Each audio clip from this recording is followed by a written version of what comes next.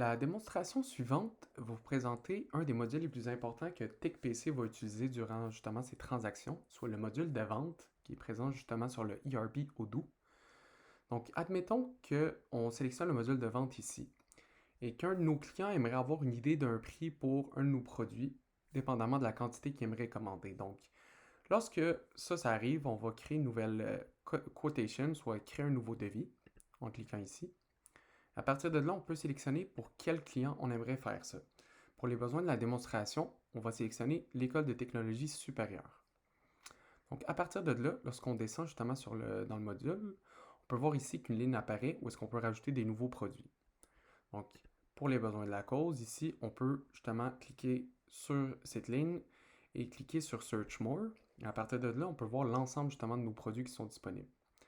Admettons ici qu'on sélectionne l'ordinateur HP. On peut voir qu'on a justement 10 ordinateurs qui sont en main à nos dispositions dans nos entrepôts.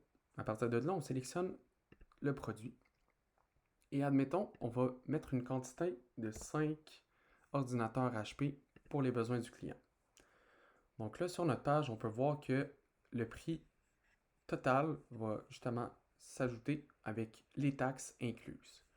Donc, à partir de là, on peut remonter ici, puis on peut envoyer la demande de devis par email directement au client. Donc là, ici, on a un preview justement du email que le client va recevoir. On peut voir ici le numéro du devis avec le montant total qu'ils peuvent consulter. Puis ils vont recevoir l'information aussi par PDF dans le email.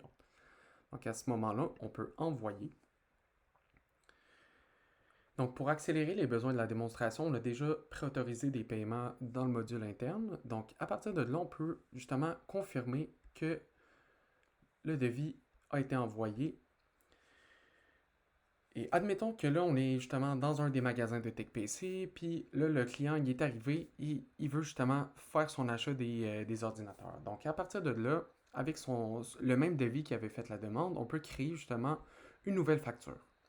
Donc, en cliquant sur ce bouton-là, on peut créer justement une facture régulière. À partir de là, justement, l'état va s'updater et on peut confirmer l'état justement du devis. Donc, à ce moment-là, comme vous pouvez voir, ça a été payé. Et donc, pour les besoins du client, on peut envoyer et imprimer en même temps la facture.